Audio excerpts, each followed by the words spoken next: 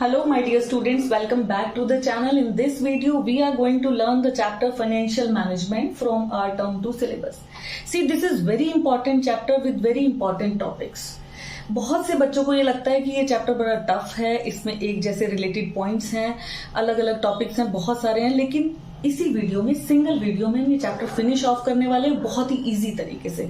सो जुड़े रहिएगा और डिस्क्रिप्शन बॉक्स में बाकी चैप्टर्स के वीडियोस भी आपको वन शॉट रिवीजन के फॉर्म में मिल जाएंगे. तो चलिए स्टार्ट करते हैं. What is financial management?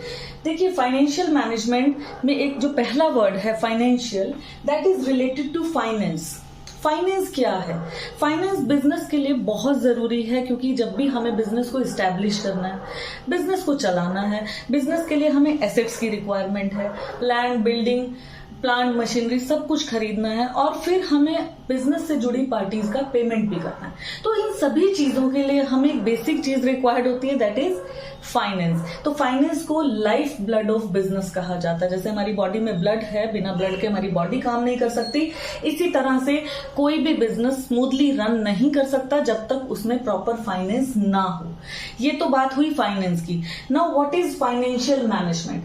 उसी फाइनेंस को मैनेज करना means it is concern with flow of funds. यहाँ फ्लो की बात हो रही है, flow of funds. Flow means inflow as well as outflow.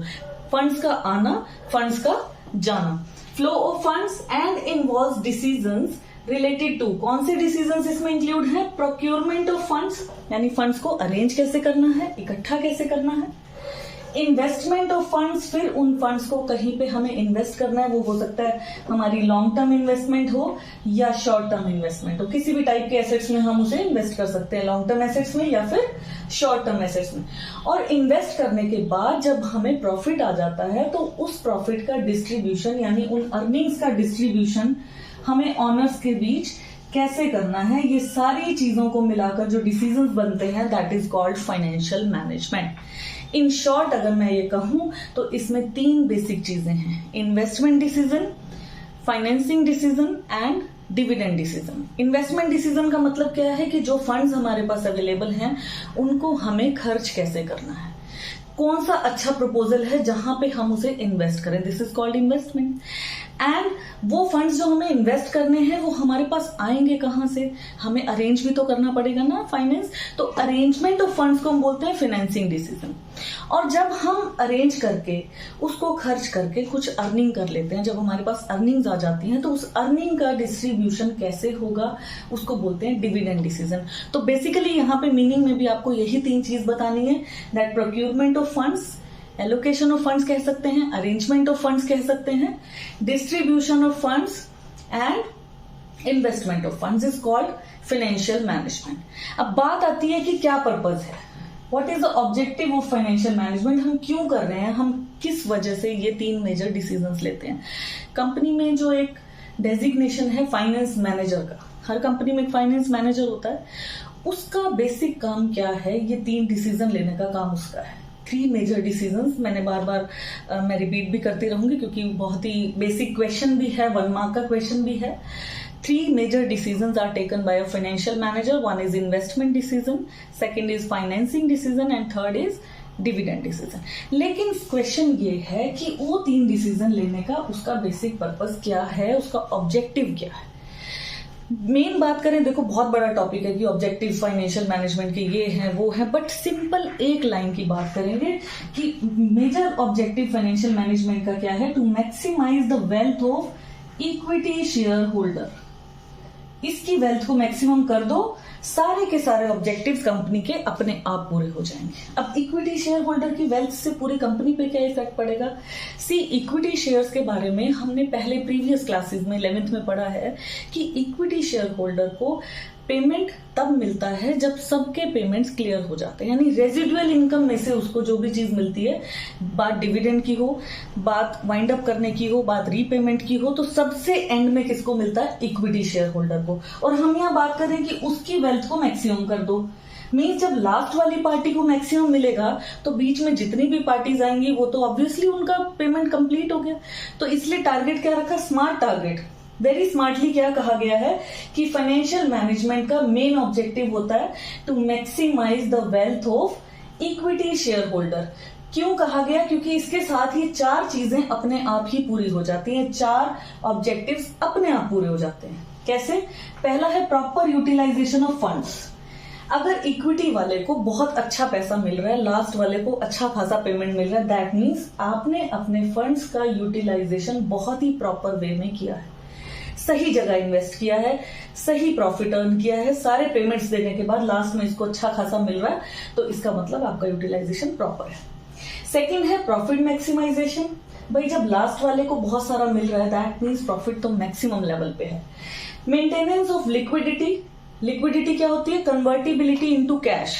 Liquidity का मतलब यहाँ पे क्या है कि जब हमने लास्ट वाले को पेमेंट अच्छा सा दे दिया, बार बार वही बात रिपीट होगी ऑब्वियसली क्योंकि उसको मिलना रेजिडुअल इनकम में से है, तो रेजिडुअल इनकम जब हमारे पास इतनी सारी है, इसका मतलब हमारी सारी फाइनेंशियल कमिटमेंट, जितने भी हमारे क्रेडिटर्स थे जिनका भी हमने पैसा देना था, हो सकता है वो डिबेंचर होल्डर हो सकता है हमने किसी से लोन लिया उसका इंटरेस्ट पे करना था, जो भी कंपनी का क्रेडिटर है उसकी फाइनेंशियल कमिटमेंट्स अपने आप पूरी हो गई। इस वजह से लिक्विडिटी भी मेंटेन्ड है। दैट मीन्स कैश का इनफ्लो भी बहुत अच्छा है और कैश का आउटफ्लो भी बहुत अच्छा है। तो इतने टॉपिक में हमने अब तक क्या पढ़ा? तो मैं मीनिंग क्लियर हुआ। What is financial management? That it involves 3 major decisions, investment decision, financing decision and dividend decision. और उसका बेसिक ऑब्जेक्टिव हमने पढ़ लिया, क्या है? To maximize the wealth of equity share holder.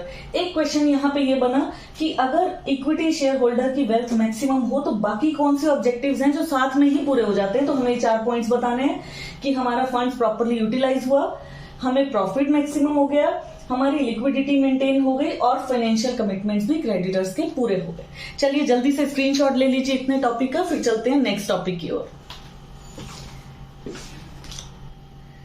So next topic is 3 major decision, जो मैंने अभी अभी आपसे डिस्कस किए थे कि फाइनेंशियल मैनेजमेंट में फाइनेंशियल मैनेजर को 3 मेजर डिसीजंस लेने पड़ते हैं, investment decision, financing decision and dividend decision. तो इस वीडियो की सेक्शन में हम बात करेंगे इन्वेस्टमेंट डिसीजन की, जो फर्स्ट डिसीजन है। इसका दूसरा नाम है कैपिटल बजटिंग डिसीजन। इसका मतलब क्या है? इन्वेस्टमेंट डिसीजन का मतलब है केयरफुल सिलेक्शन ऑफ एसेट्स। भाई जब भी आपकी कंपनी कोई नया प्रोजेक्ट लगाने जा रही है तो उसको केयरफुली सिलेक्ट तो करना पड़ेगा ना कि मुझे कहाँ पे पैसा खर्च करना चाहिए, क्योंकि फर्म के पास तो बहुत सारे ऑप्शंस होंगे, कई सारे प्रपोजल्स आपको सामने दिखाई देंगे। प्रपोजल ए है, प्रपोजल बी है, सी है, डी है, but what is the appropriate proposal? कौन सा प्रपोजल ऐसा है जो आपको बेनिफिट देगा फ्यूचर में, आप उसको सिलेक्ट करते हो। तो उसी केयरफुल सिलेक्शन ऑफ एसेट्स को हम क्या कह रहे हैं? Investment decision. इसके कुछ फैक्टर्स हैं कि इन्वेस्टमेंट करने से पहले आप किन बातों का ध्यान रखते हैं। First is cash flow of the project. जब भी आपके ह्यूज फंड्स किसी प्रपोजल में इन्वेस्ट होंगे तो क्या आप ये नहीं देखेंगे कि उसको इन्वेस्ट करने के बाद मेरा कैश फ्लो कैसा रहेगा, यानी कैश का इनफ्लो और आउटफ्लो कैसा रहेगा। आप ये तो एक्सपेक्ट करेंगे ना कि मेरा डेली का रूटीन का कुछ जो खर्चा है वो निकल जाए, मतलब इतने लंबे टाइम के लिए आप इन्वेस्ट करके नहीं छोड़ देंगे कि कुछ इनफ्लो बना ही नहीं। तो आप पहले असेसमेंट कर लें, इन्वेस्ट करने से पहले असेसमेंट कर लें कि इस प्रोजेक्ट से कैश फ्लो क्या बनने वाला है। सेकंड है रिटर्न ऑन इन्वेस्टमेंट। रिटर्न मतलब आपको प्रॉफिट क्या होने वाला है, आप वो जो पैसा खर्च कर रहे हैं उसके बदले में आपको मिलेगा क्या। कहीं पे भी आप पैसा इन्वेस्ट करते हो एक एक्सपेक्टेशन के साथ करते हो कि हम इतनी अर्निंग कर पाएंगे। तो मान लीजिए आपके सामने 2 प्रपोजल्स हैं, प्रपोजल ए एंड बी। ए से आपको दिखाई दे रहा है 15% का प्रॉफिट होने वाला है एंड बी से आप एक्सपेक्ट कर रहे हो 10% का होने वाला है। तो कौन सा सिलेक्ट करेंगे? डेफिनेटली ए को सिलेक्ट करेंगे जहां पे रिटर्न ऑन इन्वेस्टमेंट ज्यादा है। तीसरा है रिस्क इन्वॉल्व। अब नेचुरली बिजनेस में रिस्क तो हर जगह पर है, ऐसा तो है नहीं कि बिना रिस्क के आप कुछ काम कर पाएंगे। तो पॉइंट ये है कि रिस्क मॉडरेट होना चाहिए, मीडियम होना चाहिए, ताकि आप उसे अफोर्ड कर सकें एटलीस्ट। ऐसा तो कोई इन्वेस्टमेंट नहीं होगा जहां रिस्क नहीं होगा। नो रिस्क वाली तो कोई बात ही नहीं है, रिस्क तो definitely her type of business में होता है। तो यहाँ पे आपको मॉडरेट रिस्क देखना है। जैसे मैंने अभी पिछले पॉइंट में बताया कि 15% वाला इन्वेस्टमेंट है ए और 10% रिटर्न वाला है बी। अब मैं अगर ये कहूं कि बी में रिस्क नहीं है, कम है, और ए में बहुत ज्यादा है, तो आप क्या करेंगे? रिटर्न भी कम प्रेफर कर लेंगे, लेकिन आप रिस्क नहीं लेना चाहेंगे। तो आपको रिटर्न के साथ साथ रिस्क क्राइटेरिया भी देखना है, that it should be moderate, medium level. फिर आता है इन्वेस्टमेंट क्राइटेरिया, यानी कैश फ्लो देख लिया, रिटर्न देख लिया, रिस्क देख लिया। इसके अलावा भी आपको बिजनेस स्टार्ट करने से पहले, इन्वेस्ट करने से पहले ये देखना है कि जहां मैं इन्वेस्ट करने जा रहा हूं वहां लेबर अवेलेबल हो जाएगी या नहीं, मशीनरीज अवेलेबल हो जाएंगी या नहीं, इंफ्रास्ट्रक्चरल फैसिलिटीज हैं या नहीं। ऐसा ना हो आप इतना बड़ा लैंड बिल्डिंग खरीद के, प्लांट मशीनरी खरीद के लगा लिया और पता चला बेसिक फैसिलिटीज ही वहां पर नहीं है। तो इन्वेस्टमेंट करने से पहले ये सारी चीजें आपको ध्यान रखनी है। So these are the factors affecting investment decision. अब बात आती है ये डिसीजन इंपॉर्टेंट क्यों है। This is very important decision क्योंकि it effects long term growth of the company. आप आज इन्वेस्ट कर रहे हैं, उसके रिटर्न फ्यूचर में मिलेंगे। आज अगर डिसीजन गलत दिया तो फ्यूचर में भी आपको नुकसान उठाना पड़ सकता है, इसलिए इंपॉर्टेंट है। दूसरा, large amount of funds involve, ये एक ऐसा डिसीजन है जिसमें बहुत सारा पैसा इन्वॉल्व हो रहा है आपका, तो इसलिए सोच समझ के लीजिए। इस डिसीजन में रिस्क है, इसलिए सोच समझ के डिसीजन ले लीजिए। एंड ये डिसीजन इरिवर्सिबल है। इरिवर्सिबल मतलब इसको रिवर्स नहीं किया जा सकता। इसका ये मतलब नहीं है कि आपने एक बार इन्वेस्ट कर लिया तो आप उसको कभी चेंज ही नहीं कर पाएंगे। इरिवर्सिबल से मतलब यहाँ पे है कि बिना लॉस के आप चेंज नहीं कर पाएंगे। सपोज आपने प्लांट मशीनरी स्टैब्लिश करा दिया, आपको 10-15 दिन बाद ही लगा कि नहीं यार ये गलत इन्वेस्टमेंट हो गई, ठीक है। अब जब आप उस इन्वेस्टमेंट को रिवर्स भी करना चाहेंगे, उस प्लांट मशीनरी को सेल करके दूसरा रिप्लेस करना चाहेंगे, तो आपको थोड़ा लॉस तो बेयर करना ही पड़ेगा। इसीलिए बोला है कि ये डिसीजन बिना लॉस के रिवर्सिबल नहीं है। So these are the importance of investment decision and these points are related to factors affecting investment decision। जल्दी से इन्हें नोटिस कर लीजिए। फिर चलते हैं फाइनेंसिंग डिसीजन की तरफ। तो चलिए बात करते हैं हम अपने नेक्स्ट डिसीजन की, यानी कि फाइनेंसिंग डिसीजन की। जैसे इन्वेस्टमेंट डिसीजन में हमने अभी पढ़ा कि केयरफुल सिलेक्शन ऑफ एसेट्स को हम इन्वेस्टमेंट डिसीजन बोलते हैं, इसी तरह से फाइनेंसिंग डिसीजन का मतलब होता है deciding the source of finance. वो जो पैसा हमें बिजनेस में इन्वेस्ट करना है उसका अरेंजमेंट कहां से होगा, इस डिसीजन को हम क्या बोल रहे हैं, फाइनेंसिंग डिसीजन। कि हमें सोर्स डिसाइड करना है कि वो फंड्स कहां से आएंगे। तो मेजर हमारे पास दो सोर्सेज होते हैं फंड्स को अरेंज करने के, one is honours fund and the other is borrowed fund. Honours fund जैसे कि retained earnings, share capital, and borrowed funds means loan हो सकता है, डिवेंचर्स हो सकते हैं, बॉन्ड्स हो सकते हैं। तो अब हम ये जानते हैं कि ऑनर्स फंड में डिविडेंड देना है बट फिक्स्ड कमिटमेंट नहीं है। प्रॉफिट के केस में देना है वो भी फिक्स कमिटमेंट नहीं है, और लॉस के केस में कुछ भी नहीं देना। तो यहाँ पे हमारा रिस्क कम है, बट ये वाली सिक्योरिटीज थोड़ी एक्सपेंसिव होती हैं क्योंकि लाइफ टाइम पे करना पड़ता है। और बोरोड फंड्स में क्या है, ये फिक्स कमिटमेंट भी है और फिक्स लाइबिलिटी है कि हमें पे करना ही पड़ेगा, वेदर इट इज प्रॉफिट और लॉस। जो हमने एक बार फिक्स कमिटमेंट कर लिया वो हमें पे करना पड़ेगा।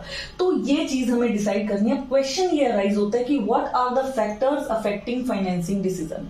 आप कैसे डिसाइड करेंगे कि मेरे लिए ऑनर्स फंड बेटर है या बोरोड फंड। तो कुछ चीजें, कुछ पॉइंट्स हैं जो हम कंसिडर करेंगे। क्वेश्चन ये है कि ऑनर्स फंड से पैसा लें या बोरोड फंड से लें। तो पहली चीज क्या कंसिडर करेंगे हम, कोस्ट। भाई जब भी हम किसी से फंड्स लेंगे कुछ कोस्ट तो बेयर करनी पड़ेगी ना। जैसे किसी से लोन लिया तो हमें इंटरेस्ट देना पड़ेगा, अगर हमने शेयर्स इशू किए तो हमें डिविडेंड देना पड़ेगा। तो बात ये है कि बोरो करने की कॉस्ट क्या है, फंड्स को अरेंज करने की कॉस्ट क्या है। आपको बस एक ही बात बतानी है, the cost should be minimum, है ना। जब हम किसी को पे करने हैं, जो भी कॉस्ट हम बेयर करने वाले हैं, तो मिनिमम कॉस्ट होना चाहिए। तो ऐसी सिक्योरिटी को हम फाइनेंस का सोर्स बना लेंगे। उसके बाद आता है रिस्क। अभी हमने पिछले टॉपिक में भी पढ़ा था, तो रिस्क की बात बिल्कुल सेम है कि मीडियम काइंड ऑफ रिस्क होना चाहिए। ज्यादा हाई रिस्क वाले सोर्सेज हमें नहीं चूज करने हैं। Then cash flow position.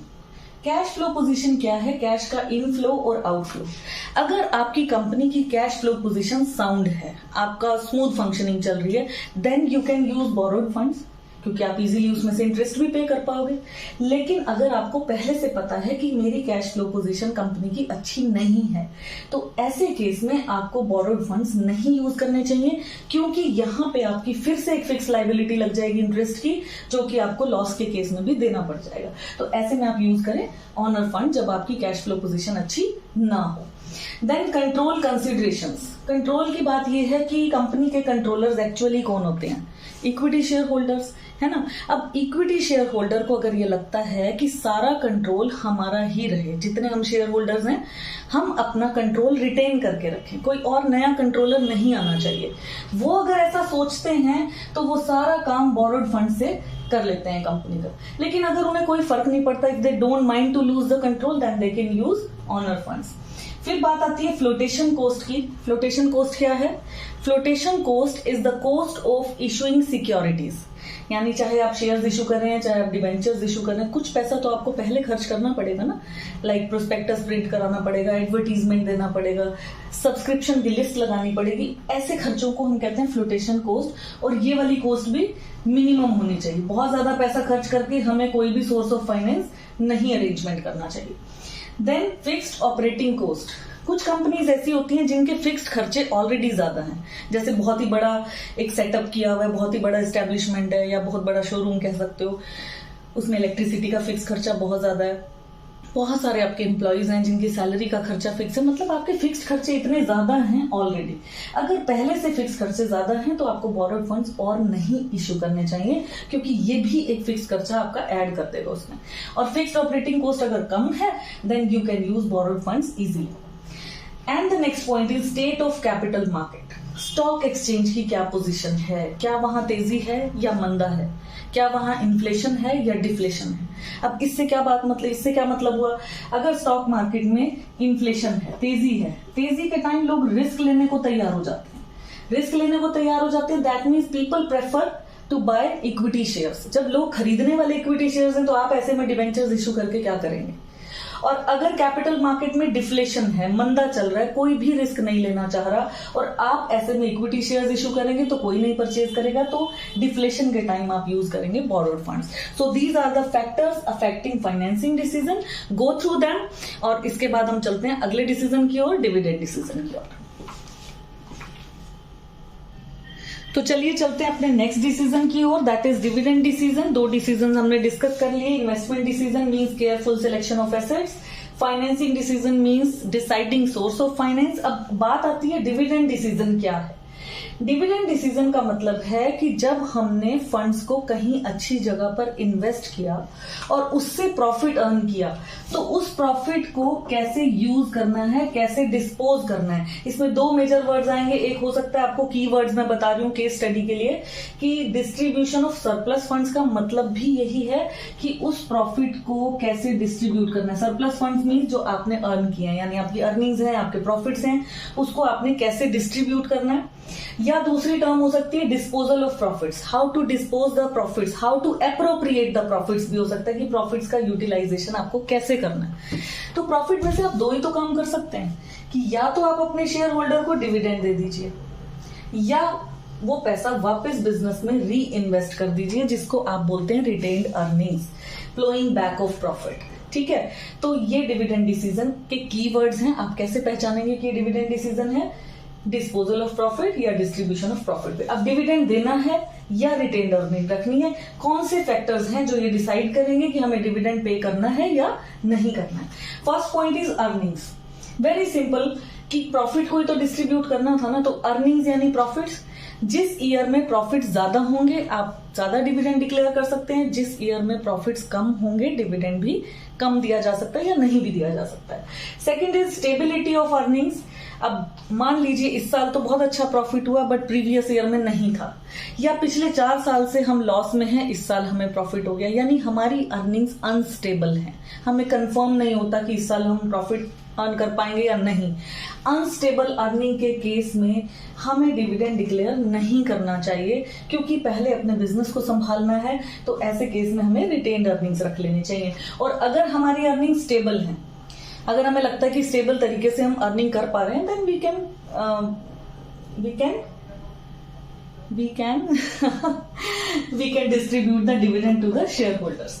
Next is cash flow position. Cash flow position की बात फिर से सेम है कि अगर कैश का इनफ्लो आउटफ्लो अच्छा है, क्योंकि एक बार डिविडेंड डिक्लेयर कर दिया तो कैश का आउटफ्लो होगा, पे तो करना पड़ेगा ना कंपनी को, शेयर होल्डर को. तो कैश फ्लो पोजीशन क्या है, अगर स्ट्रांग है, साउंड है, then you can declare dividend. अगर कैश फ्लो पोजीशन अच्छी नहीं है तो ऐसे केस में डिविडेंड डिक्लेयर नहीं करना चाहिए. Then growth opportunities. अगर कंपनी का कोई फ्यूचर ग्रोथ का प्लान है, अगर कंपनी फ्यूचर में ग्रो करना चाहती है तो उसको पैसा चाहिए. पैसा चाहिए तो जरूरी है उसे लोन लेना पड़े, क्या उसके पास अपना पैसा नहीं है? जो सबसे चीपेस्ट सोर्स है रिटेन्ड अर्निंग्स. तो ग्रोथ अपॉर्चुनिटीज के केस में रिटेन्ड अर्निंग्स ही रख लेनी चाहिए, डिविडेंड डिक्लेयर नहीं करना चाहिए. Then stability of dividend. कुछ कंपनीज क्या करती है, उनकी एक पॉलिसी है कि वो डिविडेंड स्टेबल फॉर्म में ही देंगी, यानी डिसाइड कर लेते हैं एक परसेंटेज, लाइक सपोज प्रॉफिट का 15% हम डिविडेंड देंगे हर साल. अब कम प्रॉफिट है तो कम अमाउंट का 15% दे दो, ज्यादा है तो ज्यादा का 15% दे दो, बट स्टेबिलिटी मेंटेन करके रखो, डिविडेंड स्टेबल फॉर्म में देते जाओ, शेयर होल्डर्स इससे खुश रहते हैं. Then preference of share holders. अब शेयर होल्डर भी तो अलग अलग तरह का है ना. सपोज मान लीजिए एक यंग एंटरप्रेन्योर है, उसको क्या लगता है कि मेरे पास अभी अर्निंग हूं मैं, मुझे तो शेयर्स में इन्वेस्ट करना है, कंपनी जब भी डिविडेंड दे अच्छा सारा दे, थोड़ा थोड़ा ना देकर मुझे एक ही बार अच्छा मिले. और एक हो सकता है कि एक ओल्ड पर्सन है, उसकी सोर्स ऑफ इनकम अब नहीं है, रिटायर्ड है, वो एक्सपेक्ट कर रहे हैं कि चाहे थोड़ा थोड़ा डिविडेंड मिले मेरी इन्वेस्टमेंट पे, पर मुझे रेगुलर मिलना चाहिए. अब दोनों तरह के शेयर होल्डर की प्रेफरेंस डिफरेंट हो गई. तो कंपनी क्या करती है, सारे शेयर होल्डर्स की प्रेफरेंस को ध्यान में रखती है. जब नॉर्मल प्रॉफिट्स होते हैं तो रेगुलर वालों को दे दो, जब ह्यूज प्रॉफिट्स होते हैं तो यंग वालों को दे दो जो एक्सपेक्ट करते हैं high returns. Then taxation policy. Government tax charge करती है प्रॉफिट पे, जिसको हम कहते हैं कॉर्पोरेट टैक्स. तो इस प्रॉफिट में से हमें पहले टैक्स पे करना है, उसके बाद डिविडेंड या रिटेन्ड अर्निंग्स के बारे में सोचना है. तो टैक्स का रेट अगर हाई है तो ऐसे केस में डिविडेंड अपने आप कम हो जाएगा, और टैक्स का रेट अगर कम है तो डिविडेंड हाई डिक्लेयर कर सकते हैं. And legal restrictions, companies act भी फॉलो करना पड़ेगा. कंपनीज एक्ट में अगर कुछ प्रोविजंस दिए गए हैं डिविडेंड से रिगार्डिंग तो वो भी हमें फॉलो करने चाहिए. बेसिकली जो मेजर 8 पॉइंट्स मैंने यहाँ पे डिस्कस किए, पॉइंट्स तो और भी हैं, जैसे कॉन्ट्रेक्चुअल कंस्ट्रेंट्स एक पॉइंट है कि अगर कोई जो इन्वेस्टर है, कोई फाइनेंसर है जिसने कंपनी में बहुत सारा पैसा लगाया, वो कई बार कंस्ट्रेंट डालता है डिविडेंड देने में, तो एक ये भी पॉइंट है.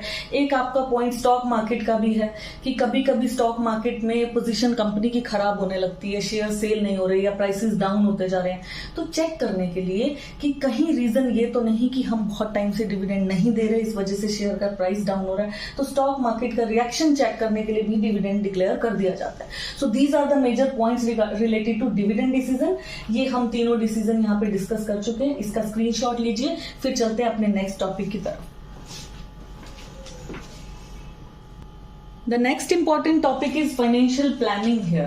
See, planning chapter तो हम वैसे भी पढ़ चुके हैं. टर्म 1 में प्लानिंग का मतलब क्या था, deciding in advance what is to be done in future. तो यहाँ बात है फाइनेंशियल प्लानिंग की, तो यहाँ पे भी हमें एडवांस में ही डिसाइड करना है कि हाउ मच टू स्पेंड, कितना पैसा खर्च करें और किस चीज पर करें, on what to spend according to the funds at your disposal. Means आपके पास जो फंड्स डिस्पोज करने के लिए अवेलेबल हैं. ऐसा नहीं कि कितना खर्च करें जितना मर्जी सोचिए, सोचने से तो काम नहीं होगा ना. जो फंड्स हमारे पास अवेलेबल होंगे, एट योर डिस्पोजल का मतलब क्या है, आपके पास जो फंड्स अवेलेबल हैं उसके अकॉर्डिंग आपको कहाँ खर्च करना है, कितना खर्च करना है, इस चीज को एडवांस में डिसाइड करने को क्या बोलते हैं, फाइनेंशियल प्लानिंग. इसके 2 मेजर ऑब्जेक्टिव्स हैं और ये इंपॉर्टेंट भी है. 2 पॉइंट्स हैं, इंपॉर्टेंट पॉइंट्स हैं. To ensure availability of funds whenever these are required. हम एडवांस में प्लानिंग क्यों कर रहे हैं, क्योंकि जब भी हमें फंड्स की जरूरत पड़े, whenever these are required, ताकि हम इंश्योर रहें कि फंड्स हमें अवेलेबल हो जाएंगे. हम ऐसा प्लान करके चलें कि जब कभी कोई कॉन्टिंजेंसी आ जाए, कोई इमरजेंसी सिचुएशन आ जाए, कोई बिजनेस में सरप्राइज हो, कोई शॉकिंग चीज हो अचानक से, जैसे लॉकडाउन हो गया था कोविड के टाइम, तो कुछ भी हो सकता है. तो ऐसे टाइम में हमें फंड्स की अगर जरूरत हो तो हम कहाँ से अवेलेबल करा पाएंगे, वो हमें पहले से प्लान करके रखना पड़ता है. और दूसरा पर्पज क्या है कि ये भी देखना है कि अननेसेसरीली फंड्स रेज ना हो जाएं. ये बहुत एक मेजर इंपॉर्टेंट पॉइंट है कि जैसे कभी कभी आपने सुना ही होगा, इन जनरल क्या होता है कि बिजनेस में फंड्स की कमी की वजह से प्रॉब्लम आती है. पैसा नहीं है, इस वजह से दिक्कत आती है। जब शॉर्टेज ऑफ फंड्स की वजह से प्रॉब्लम हो सकती है तो उतनी ही प्रॉब्लम एक्सेस फंडिंग की वजह से भी होती है। एक्सेस फंडिंग मींस अगर बिजनेस में जरूरत से ज्यादा पैसा लगा हो तो वो भी गलत है। यहाँ पे इस पॉइंट में यही बात है कि ये भी देखना है प्लानिंग के टाइम कि फंड्स के जो हैं वो अननेसेसरीली यानी जरूरत से ज्यादा भी रेज ना किए हों। अगर ज्यादा पैसा बिजनेस में लगा है तो उसको सही तरीके से निकालकर सही प्रपोजल में डालना भी फाइनेंशियल प्लानिंग में ही आता है। तो ये हमारे हुए 2 मेजर ऑब्जेक्टिव्स। फिर इस प्लानिंग का इंपॉर्टेंस क्या है? पॉइंट्स तो बहुत सारे हैं, जो बेसिक से हैं, अच्छे वाले पॉइंट्स हैं, इंपॉर्टेंट है, वो देखिए आप। Facilitates collection of optimum funds. जब हम प्लान करके चलेंगे तो बिल्कुल ऑप्टिमम फंड्स कलेक्ट होंगे। ऑप्टिमम मीन्स प्रॉपर, जितना चाहिए, ना जरूरत से ज्यादा ना जरूरत से कम। Second, fixing the most, it helps in fixing the most appropriate capital structure. Capital structure क्या होता है? द रेशियो ऑफ डेब्ट एंड इक्विटी। हमारी कंपनी में जितनी कैपिटल लगी है उसका प्रोपोर्शन क्या है, कितना हमारा अपना पैसा है, कितना हमने उधार लेके लगाया, उस प्रोपोर्शन को हम बोलते हैं कैपिटल स्ट्रक्चर। तो वो फिक्स करना है एप्रोप्रिएट, बिल्कुल परफेक्ट होना चाहिए। प्लानिंग के टाइम हम डिसाइड कर लेते हैं। प्लान किया है तो हम फंड्स को कंट्रोल भी कर पाएंगे। So financial planning is the base of financial control also. ये फाइनेंशियल प्लानिंग लिंक करती है प्रेजेंट को फ्यूचर से। आज प्लान करोगे तो उसके आफ्टर इफेक्ट्स आपको फ्यूचर में नजर आएंगे। वो पॉजिटिव भी हो सकते हैं, नेगेटिव भी हो सकते हैं, but it links present with future. दूसरी वे में हम इसे ये भी कह सकते हैं, it links investment decision with financing decision. Invest मतलब आपने अरेंज किया फाइनेंसिंग डिसीजन में और इन्वेस्ट कर दिया, तो प्लान ही तो किया ना कि मुझे इतना इन्वेस्ट करना है और इतना यहां से अरेंज करना है। तो उसका लिंक भी फाइनेंशियल प्लानिंग बनाती है between investment decision and financial decision, and it is the base for financial control. अगर आप प्लान नहीं करेंगे तो कभी किसी चीज को कंट्रोल नहीं कर पाएंगे। Planning is always a standard for controlling, it is a base of controlling. तो और भी पॉइंट्स है फाइनेंशियल प्लानिंग के, जैसे कि कोई बिजनेस शॉक है या सरप्राइजिंग सिचुएशन आ जाती है तो आपने पहले से प्लान किया तो आपको फंड्स अवेलेबल हो जाते हैं। तो ये चीज फाइनेंशियल प्लानिंग में आप लिखेंगे। केस स्टडी भी आ सकती है इस पे। केस स्टडी में आपको ये आइडेंटिफाई करना है कि सिर्फ थिंकिंग फंक्शन चल रहा है, तो आप कॉन्सेप्ट निकालेंगे फाइनेंशियल प्लानिंग का। सोचा जा रहा है इस बारे में कि अगर हम यहां से पैसा अरेंज करें, यहां इन्वेस्ट करें तो क्या होगा। इस तरह की कोई बात आपको केस स्टडी में नजर आती है, then you have to identify the concept of financial planning. चलिए इसे नोट डाउन करिए, नेक्स्ट टॉपिक पे चलते हैं। चलिए स्टूडेंट स्टार्ट करते हैं अपना next important topic, that is capital structure. बहुत ही इंपॉर्टेंट टॉपिक है और बहुत ही अच्छा टॉपिक है समझने वाला। कैपिटल स्ट्रक्चर का मतलब क्या है, मीनिंग क्या है? Capital structure is the proportion of डेब्ट and equity in the total capital of the company. Company की जो टोटल कैपिटल इन्वेस्ट की गई है उसमें रेशियो क्या है डेट का और इक्विटी का। कितना पैसा अपना लगा है इक्विटी शेयर होल्डर का, कितना पैसा हमने बोरो किया हुआ है, उसके रेशियो को हम बोलते हैं, उसके प्रोपोर्शन को हम बोलते हैं कैपिटल स्ट्रक्चर। अब कैपिटल स्ट्रक्चर कौन सा बेस्ट हो, कौन सा इन द सेंस ये रेशियो की बात हम कर रहे हैं प्रोपोर्शन की, क्या 1:1 रेशियो बेटर है या 2:1 बेटर है, या हम कहें 60-40 का रेशियो बेटर है, क्या करें, कैसे रिप्लाई कर सकते हैं इस चीज को। What kind of capital structure is best for company. कोई भी रेशियो लीजिए आप, कोई भी रेशियो लीजिए, द अल्टीमेट जो उसका जो आफ्टर इफेक्ट आना चाहिए, अर्निंग पर शेयर हाई होना चाहिए। यानी कि आप अपनी टोटल कैपिटल में चाहे कितना भी डेट यूज करें, बहुत सारा लोन यूज करें, लेकिन अल्टीमेटली अगर उसका फायदा इक्विटी शेयर होल्डर को होता है, यानी ईपीएस अगर इंक्रीज होता है, तो उससे बेस्ट कैपिटल स्ट्रक्चर नहीं हो सकता। अब डेब्ट क्या है, इक्विटी क्या है, इन दोनों की कॉस्ट भी डिफरेंट है और रिस्क भी डिफरेंट है। ये दो फैक्टर्स देखिए, कॉस्ट और रिस्क। डेब्ट क्या है, चीप सोर्स है लेकिन इसमें रिस्क ज्यादा है। इक्विटी क्या है, रिस्क कम है लेकिन एक्सपेंसिव ज्यादा है। इसलिए हम डिसाइड नहीं कर पाते कि कौन सा रेशियो बेस्ट है। तो इसलिए हम क्या बोलेंगे कि जिस भी कैपिटल स्ट्रक्चर से, आई मीन किसी भी रेशियो से अगर ईपीएस इंक्रीज होता हो तो उससे बेस्ट कैपिटल स्ट्रक्चर नहीं है। अब आप रिकॉल कीजिए, स्टार्टिंग में जब हमने फाइनेंशियल मैनेजमेंट का ऑब्जेक्टिव पढ़ा था, एक ही लाइन में यही पढ़ा था, to maximize the wealth of equity share holder. तो हम कैपिटल स्ट्रक्चर यानी ये प्रोपोर्शन भी ऐसा ही बनाएंगे जिससे इक्विटी शेयर होल्डर की वेल्थ इंक्रीज होती हो। So this is the meaning and concept of capital structure. उसके बाद एक इंपॉर्टेंट टर्म इसके साथ जुड़ती है, फाइनेंशियल लेवरेज। या जिसको हम बोलते हैं ट्रेडिंग ऑन इक्विटी। बहुत सिंपल शब्दों में इसे समझिए कि अगर एक firm EPS earning per share increase कर पाती है with the help of other securities, equity के अलावा अगर दूसरी सिक्योरिटीज को ट्रेडिंग करके किसी फर्म के प्रॉफिट्स इंक्रीज होते हो, किसी फर्म के प्रॉफिट्स की वजह से अर्निंग पर शेयर इंक्रीज होता हो, तो उस कॉन्सेप्ट को हम ट्रेडिंग ऑन इक्विटी या फाइनेंशियल लेवरेज बोलते हैं। यानी कि बोरोड फंड्स को यूज करें या दूसरी सिक्योरिटीज को यूज करें, पर ultimate benefit equity share holder का होना चाहिए। तो दूसरी सिक्योरिटीज को यूज करके अगर ईपीएस राइज होता हो तो उस कॉन्सेप्ट को हम बोलते हैं ट्रेडिंग ऑन इक्विटी। वो बहुत बेनिफिशियल होता है कंपनीज के लिए। अब इसको हम एक इलस्ट्रेशन की हेल्प से समझेंगे। आप इसका स्क्रीनशॉट लीजिए, फिर हम करते हैं जल्दी से उसका इलस्ट्रेशन। तो चलिए स्टूडेंट्स, अब हम फाइनेंशियल लेवरेज के कॉन्सेप्ट को समझते हैं इलस्ट्रेशन की हेल्प से। यहाँ पे मैंने एक इमेजिनरी एग्जाम्पल लिया है और यहाँ मैंने उसका एक सॉल्यूशन बनाया। पहले क्वेश्चन समझते हैं क्या है। अभी हमने पढ़ा, अभी मैंने आपको बताया कि ट्रेडिंग ऑन इक्विटी एक ऐसा कॉन्सेप्ट है जिसमें हम इक्विटी के साथ दूसरी सिक्योरिटीज को यूज करके अल्टीमेट फायदा इक्विटी शेयर होल्डर को ही पहुंचाते हैं। ये वही चीज अब हम प्रूव करके दिखाएंगे। यहाँ पे हमने एक इमेजिनरी सिचुएशन ली है कि कंपनी है, उसके सामने 3 डिफरेंट सिचुएशंस हैं कैपिटल स्ट्रक्चर बनाने की। टोटल कैपिटल कंपनी के पास है 50 लाख। तो तीनों सिचुएशंस में हमने क्या मेंशन किया, that company is having 50 lakh as a capital. अब स्ट्रक्चर बनाना है उसको, कैपिटल स्ट्रक्चर यानी प्रोपोर्शन तैयार करना है डेब्ट और इक्विटी का। तो पहली सिचुएशन में कंपनी ने डिसाइड किया कि सारे के सारे इक्विटी शेयर्स ही इशू कर देते हैं, डेब्ट को रखते ही नहीं। यानी 50 लाख को कैसे डिवाइड किया, 5 लाख शेयर्स हो गए 10 रुपीज के हिसाब से। यहाँ पे इसने डेब्ट को यूज नहीं किया। दूसरी सिचुएशन में 40 और 10 का रेशियो ले लिया कि 40 लाख यानी 4 लाख शेयर्स और 10 लाख के डिबेंचर्स। तीसरी सिचुएशन में 30 लाख यानी 3 लाख के शेयर्स, 3 लाख शेयर्स 10 रुपीज के हिसाब से और 20 लाख का उसने डिबेंचर्स यानी बोरोड फंड्स यूज कर लिए। और इंटरेस्ट का जो रेट है वो 10% है और टैक्स का रेट जो है वो 30% है।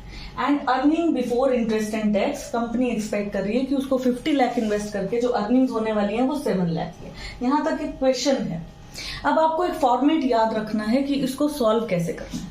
फॉर्मेट ये है कि आप सबसे पहले लेंगे ईबीआईटी यानी earning before interest and tax. हमारे पास क्या था, 7 लाख। तीनों सिचुएशन में हमारे पास अर्निंग्स थी 7 लाख की, तो हम यहाँ पे ईबीआईटी को एज इट इज लिख लेंगे। सिचुएशन 1 में भी 7 है, सिचुएशन 2 में भी 7 है एंड सिचुएशन 3 में भी 7 है। सबसे पहले हम पेमेंट करते हैं क्रेडिटर्स का, तो सबसे पहले हम इसमें से लेस करेंगे इंटरेस्ट। अब फर्स्ट सिचुएशन में तो इंटरेस्ट था ही नहीं क्योंकि यहाँ पे हमने डेब्ट इशू ही नहीं की थी, डेब्ट सिक्योरिटीज, तो इसलिए इंटरेस्ट इज 0। यहाँ पे 10 लाख का लोन था हमारे पास और 10% इंटरेस्ट के हिसाब से 1 लाख इंटरेस्ट हो गया। यहाँ पे 20 लाख के लोन पे 10% 2 लाख हमारा इंटरेस्ट हो गया। तो इसको डिडक्ट करने के बाद हमारे पास बचता है अर्निंग बिफोर टैक्स। ये था आपका earning before interest and tax. इसमें से जब हमने इंटरेस्ट को डिडक्ट कर दिया यहाँ से तो हमारे पास बच गया earning before tax 7 lakh, 6 lakh and 5 lakh. अब हम पे करेंगे टैक्स। टैक्स का रेट था हमारा तीनों सिचुएशंस में 30%। तो ये 30% कैलकुलेट करेंगे इस बचे हुए अमाउंट का। लाइक यहाँ हमारे पास 7 लाख बचे थे, 7 लाख का 30% इज 2,10,000, 6 लाख का 30% 1,80,000 एंड 5 लाख का 30% इज 1,50,000। ये हमारे पास बच गया अर्निंग आफ्टर टैक्स। यानी पहले हमने इंटरेस्ट लेस किया, फिर टैक्स दिया, तो अर्निंग्स आफ्टर टैक्स, टैक्स पे करने के बाद हमारे पास बचे 4,90,000, 4,20,000 एंड 3,50,000। अब हमें फाइंड करना है ईपीएस, जिसकी हम बात कर रहे थे कि ईपीएस हाईएस्ट होना चाहिए। ईपीएस का फॉर्मूला है earning after tax upon number of equity shares. यानी ये जो 4,90,000 है, इसको नंबर ऑफ इक्विटी शेयर्स, यहाँ पे हमारे पास कितने शेयर्स थे, 5 लाख। तो 4,90,000 को 5 लाख से डिवाइड करेंगे तो अर्निंग पर शेयर आएगा 98 पैसा। यहाँ हमारे पास बचा था 4,20,000, इसको डिवाइड करेंगे 4 लाख शेयर से तो बचे हमारे पास ईपीएस आएगा 1 रुपी 5 पैसा। यहाँ पे हमारे पास बचे 3,50,000 बट शेयर्स थे 3 लाख, तो 350 को जब 3 से डिवाइड करेंगे तो आएगा 1 रुपी 16 पैसा। हाईएस्ट ईपीएस कौन से केस में आ रहा है, सिचुएशन 3 में। यानी एक शेयर पे 1 रुपी 16 पैसे का बेनिफिट है। बेनिफिट तो तीनों में है, लेकिन हाईएस्ट ईपीएस कहाँ है? जहां हमने हाईएस्ट लोन ले रखा है। जबकि नॉर्मल सिचुएशंस में हम क्या समझते हैं कि लोन लेना सही नहीं है। यही है ट्रेडिंग ऑन इक्विटी की अगर आप डेब्ट को यूज करके फायदा इक्विटी वाले को पहुंचाते हो तो उस कॉन्सेप्ट को हम क्या बोलते हैं? ट्रेडिंग ऑन इक्विटी या फिर financial leverage. I hope it is clear. अब हम चलेंगे इसके फैक्टर्स की ओर। कैपिटल स्ट्रक्चर को कौन कौन से फैक्टर्स इफेक्ट करते हैं, इसको नोट कीजिए। फैक्टर्स लेकर आते हैं। So the next topic we are going to discuss is factors affecting capital structure. बहुत ही इंपॉर्टेंट टॉपिक है बोर्ड के पॉइंट ऑफ व्यू से कि कैपिटल स्ट्रक्चर यानी जब हम अपने डेट और इक्विटी का रेशियो फिक्स करने लगते हैं तो किन चीजों का ध्यान रखते हैं, कौन से फैक्टर्स हैं जो हमें माइंड में कंसिडर कर लेने चाहिए डेट और इक्विटी का रेशियो सेटल करने से पहले, उसका प्रोपोर्शन सेटल करने से पहले, या ये कहें कैपिटल स्ट्रक्चर को बनाने से पहले। First is cash flow position. अगर कंपनी की कैश फ्लो पोजीशन साउंड है तो इजीली वो बोरोड फंड्स के रेशियो को बढ़ा सकती है और इक्विटी को कम कर सकती है। अगर कैश फ्लो पोजीशन अच्छी नहीं है तो उसे इक्विटी पे ही स्टेबल रहना चाहिए। Second point is ICR. ICR means interest coverage ratio. आपकी कंपनी की अर्निंग्स में से कितने टाइम्स आप इंटरेस्ट को कवर कर सकते हैं। फॉर्मूला भी है इसका, EBIT अपॉन इंटरेस्ट, यानी आपकी जो अर्निंग्स हैं बिफोर इंटरेस्ट एंड टैक्सेस उसमें से कितने टाइम्स आप इंटरेस्ट पे कर पाएंगे। जैसे अभी हमने एक इलस्ट्रेशन किया था, उसमें EBIT का अमाउंट था 7 लाख और इंटरेस्ट का अमाउंट क्या था 10%, या ये कहें कि एक जो सेकंड सिचुएशन थी, थर्ड सिचुएशन थी, वहां पे हमारे पास जो इंटरेस्ट का अमाउंट आ रहा था वो 1 लाख आ रहा था। तो 7 लाख में से 1 लाख को मैं डिवाइड करूं तो 7 टाइम्स आता है आईसीआर। ठीक है। और जो बीच वाली सेकंड सिचुएशन थी वहां पे हमारा जो इंटरेस्ट था वो 2 लाख था, तो 7/2 करेंगे तो 3.5 आता है। तो जितना आईसीआर हाई होगा, थर्ड सिचुएशन में वो हाई था इसलिए थर्ड सिचुएशन हमारे लिए बेटर थी। तो आईसीआर अगर हाई है तो आप बोरोड फंड्स यूज कर सकते हैं, आईसीआर अगर लो है तो आपको बोरोड फंड्स यूज नहीं करने चाहिए। बिल्कुल सेम ऐसे ही एक स्टेप आगे चलेंगे, ये आएगा DSCR, डेब्ट सर्विस कवरेज रेशियो। जब आईसीआर में तो हमने बात की इंटरेस्ट पेमेंट्स की, DSCR में हम बात करते हैं इंटरेस्ट पे करने के साथ साथ कभी ना कभी तो वो हमें प्रिंसिपल अमाउंट भी वापस करना है जो हमने बोरो किया है। सपोज 10 लाख बोरो किए थे और उस पर हम 1 लाख इंटरेस्ट दिए जा रहे हैं, लेकिन कभी ना कभी वो 10 लाख भी तो रिटर्न करने हैं ना, तो उसको रिटर्न करने के लिए एक पॉइंट है डेब्ट सर्विस कवरेज रेशियो। ये भी EBIT में से हाई होना चाहिए। ये जितना हाई होगा उतना ही आप बोरोड फंड इन्वेस्ट करने की कैपेसिटी है आपकी, और ये अगर लो होगा तो आप बोरोड फंड्स को नहीं यूज कर सकते। फिर आता है return on investment, ROI। Return on investment हमेशा रेट ऑफ इंटरेस्ट से ज्यादा होना चाहिए। अगर आप कहीं से बोरो करके काम कर रहे हैं, मान लीजिए रिटर्न ऑन इन्वेस्टमेंट तो है 10% और आपका जो इंटरेस्ट है वो आप पे कर रहे हो 8%, तो बेटर है आप लोन लेके काम कर सकते हैं। 8% आपको इंटरेस्ट देना है, 10% आपको रिटर्न आ रहा है, 2% का आपको फायदा हो गया। लेकिन क्या हो अगर ये इससे कम हो, मान लीजिए 6% आपको बेनिफिट हो रहा है लेकिन आपको इंटरेस्ट देना पड़ रहा है 8%, तो ये सिचुएशन गलत होती है। तो return on investment should be more than rate of interest. अगर ऐसा है तो हम बोरोड फंड्स यूज कर सकते हैं, अदरवाइज नहीं कर सकते। Then next is tax rate. Tax का और डेब्ट का हमेशा ऑपोजिट रिलेशन होता है। टैक्स रेट अगर हाई होगा तो डेब्ट सिक्योरिटीज हमें चीप पड़ती हैं। ठीक है, तो टैक्स का रेट हाई है तो डेब्ट यूज कीजिए, टैक्स का रेट कम है तो रिटेन्ड अर्निंग्स यूज कर लीजिए, यानी कि आपकी इक्विटी यूज कर लीजिए। Then cost of equity. Cost of equity का मतलब EPS से ही है। अभी हमने जो सॉल्व किया था क्वेश्चन कि कुछ भी करने से अगर आपका EPS हाई आता है तो आप कैसा भी स्ट्रक्चर बनाइए, कोई प्रॉब्लम नहीं है, चाहे आप लोन लीजिए नहीं लीजिए, जो भी काम करें, EPS जिस भी एक्टिविटी से हाई आएगा वो ही स्ट्रक्चर आपके लिए बेटर होगा। Then flotation cost. Flotation cost क्या होती है? Cost of issuing the securities. Shares issue करना है, डिबेंचर इशू करना है, लोन लेना है, थोड़ी सी कॉस्ट बेयर करनी पड़ेगी, तो वो कॉस्ट मिनिमम होनी चाहिए। Then risk. रिस्क किस चीज में ज्यादा है? डेब्ट में रिस्क ज्यादा है। इक्विटी हमारी सेफ है लेकिन एक्सपेंसिव है, तो रिस्क को भी पहले कंसिडर करना चाहिए। अगर फाइनेंशियल रिस्क आपका ऑलरेडी ज्यादा है, मतलब आपकी कंपनी अपनी नॉर्मल फाइनेंशियल कमिटमेंट्स को भी पूरा नहीं कर पा रही, तो दैट मीन्स फाइनेंशियल रिस्क ज्यादा है। ज्यादा रिस्क के केस में हमें बोरोड फंड्स नहीं लेने चाहिए, क्योंकि हम ऑलरेडी रिस्क वाली पोजीशन में हैं और हमें और ज्यादा इंटरेस्ट का बर्डन उस समय नहीं उठाना है। देन फ्लेक्सिबिलिटी, कभी कभी क्या होता है कि हम एक्सेस में लोन ले लेते हैं, जब मिल रहा है लेते जाओ, लेकिन जब जरूरत पड़ी तब कोई लोन देने नहीं आया, ऐसी भी सिचुएशन होती है। तो अपनी फ्लेक्सिबिलिटी को मेंटेन रखना चाहिए। इतना भी बोरो नहीं कर लेना चाहिए कि जब हमें सही मायनों में जरूरत हो हमें कोई लोन देने वाला ना हो। Then control considerations, same point पहले भी डिस्कस कर चुके हैं कि कंट्रोलर कौन होता है? Equity share holder. अगर वो चाहता है कि मेरा ही कंट्रोल रहे, हमारा ही कंट्रोल रहे, तब वो बोरोड फंड्स को ज्यादा यूज करते हैं। अगर उन्हें कोई फर्क नहीं पड़ता कंट्रोल को रिटेन करना है या नहीं करना है, उन्हें कोई इस बात से फर्क नहीं पड़ता कि कंट्रोल लूज भी होता है तो हो जाए, तो वो इक्विटी को भी इश्यू करने देने सकते हैं। Then stock market conditions, same बात, इन्फ्लेशन या डिफ्लेशन। मार्केट में इन्फ्लेशन है, लोग रिस्क लेने के लिए तैयार हैं, people will buy equity shares. And deflation है, लोग रिस्क नहीं लेना चाहते हैं, पीपल विल इन्वेस्ट इन डेब्ट सिक्योरिटीज। तो जैसे लोग होंगे, जैसा इन्वेस्टर होगा, आप वैसा ही रेशियो बनाएंगे। So these are the factors affecting capital structure. ये सारी चीजें हमारी डेब्ट और इक्विटी की रेशियो पे इफेक्ट डालती है। सब चीजों में एक ही बात थी कि हम बोरोड फंड यूज करें या ना करें। लॉजिकली आपको इसमें ये देखना है कि क्या हमें इसके, कोई भी पॉइंट आप उठाएंगे, जैसे क्या हमें इस केस में डेब्ट यूज करना चाहिए था, क्या हमें इस केस में करना चाहिए। क्वेश्चन ये है बोरोड फंड्स इक्विटी के साथ लेने हैं या नहीं लेने, उस बेस पे आप ये सारे पॉइंट्स लिख सकते हैं। चलिए इसे नोट कीजिए, फिर चलते हैं अपने नेक्स्ट टॉपिक की तरफ। Next topic is fixed capital. Now fixed capital क्या होता है कि जब कंपनी की कैपिटल जो है वो लॉन्ग टर्म एसेट्स में कितनी हमने इन्वेस्ट की हुई है, उस वाले पोर्शन को हम बोलते हैं fixed capital. Like land, building, plant, machinery, इसमें हमने कितना इन्वेस्ट किया उसको बोलते हैं फिक्स्ड कैपिटल। जो हमने प्रीवियसली इन्वेस्टमेंट डिसीजन में भी पढ़ा था कि इसको हम कैपिटल बजटिंग भी बोलते हैं जब भी हम बात करते हैं फिक्स्ड कैपिटल की। तो फिक्स्ड कैपिटल पे क्या चीजें इफेक्ट डालती हैं? क्वेश्चन क्या है कि फिक्स्ड कैपिटल की रिक्वायरमेंट्स आपको ज्यादा हैं या कम है? आपकी कंपनी को फिक्स्ड कैपिटल में ज्यादा इन्वेस्ट करना है या कम करना है, ये क्वेश्चन है।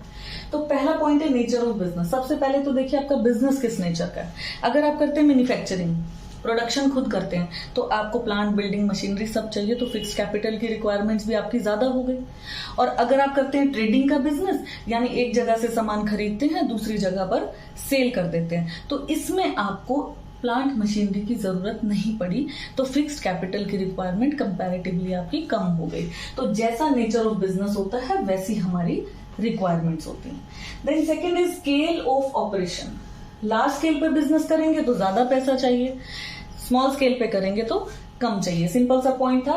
इन case of large scale operation of business, fixed capital is requirement is more, और स्मॉल स्केल में आपको कम चाहिए। Then technique of production.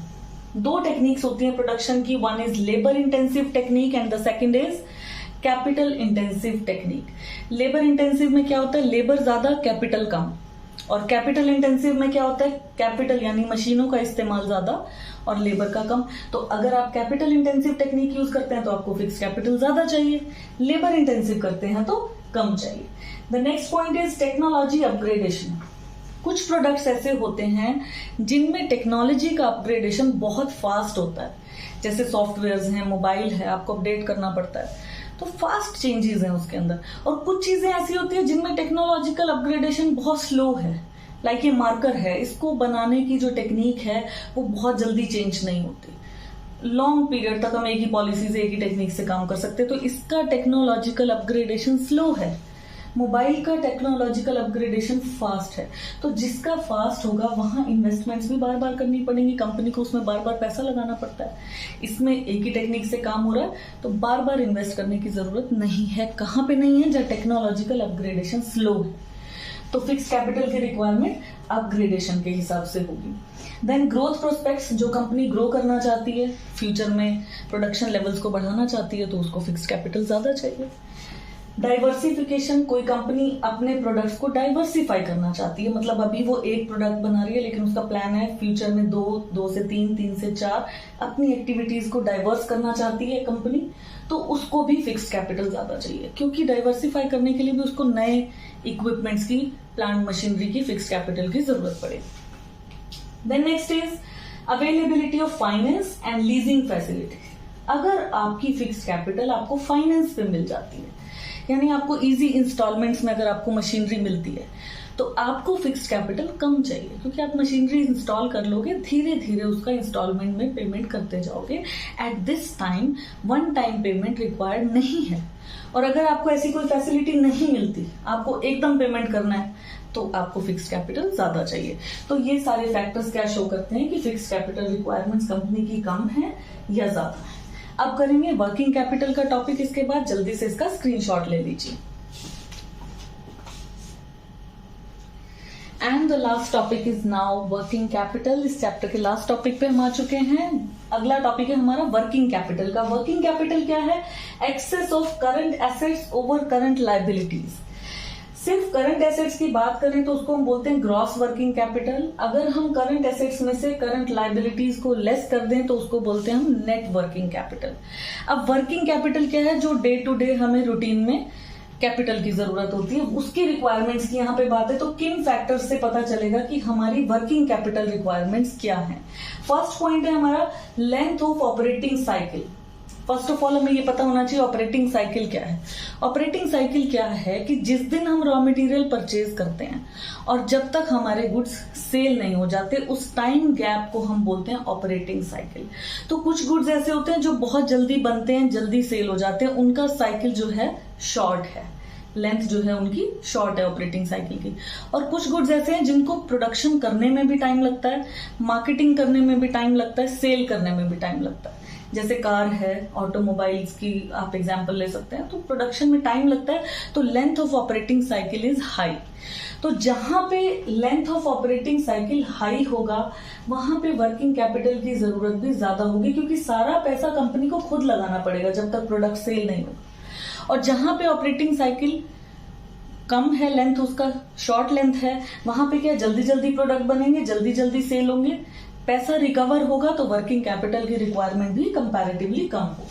Second is nature of business. ये बिल्कुल सेम पॉइंट है फिक्स्ड कैपिटल जैसा। अगर आपका बिजनेस मैन्युफैक्चरिंग का है तो आपको वर्किंग कैपिटल ज्यादा चाहिए, क्योंकि आपको रॉ मटेरियल भी मेंटेन करना है, लेबर की वेजेस भी देनी है, सारे खर्चे करने हैं। और अगर नॉर्मल ट्रेडिंग बिजनेस है तो comparatively come. Scale of operations भी बिल्कुल सेम पॉइंट है। लार्ज स्केल पे बिजनेस है तो रिक्वायरमेंट ज्यादा है, और स्मॉल स्केल पे बिजनेस है तो वर्किंग कैपिटल की रिक्वायरमेंट्स कम है। Next is business cycle fluctuations. Business cycle में दो ही चीज आएंगी, इन्फ्लेशन एंड डिफ्लेशन। इन्फ्लेशन के टाइम बाजार में तेजी होती है, हर चीज कॉस्टली हो जाती है, तो नेचुरली वर्किंग कैपिटल भी ज्यादा चाहिए। जब आपका लेबर महंगा हो गया, रॉ मटेरियल महंगा हो गया, तो आपकी वर्किंग कैपिटल भी ज्यादा हो गई। और अगर डिफ्लेशन है, मंदा है, काम कम है, तो प्रोडक्शन भी कम, सेल भी कम और वर्किंग कैपिटल भी कम। Then seasonal factors. कुछ गुड्स ऐसे होते हैं जो सीजनल होते हैं, जैसे वूलन गारमेंट्स, लेकिन सेल सीजन में होते हैं, बट उनका प्रोडक्शन ऑफ सीजन में भी होता है। ऑफ सीजन में वर्किंग कैपिटल ज्यादा चाहिए, क्योंकि सारा मेंटेन करके रखना, स्टॉक मेंटेन करके रखना, प्रोडक्शन को कंटिन्यू रखना।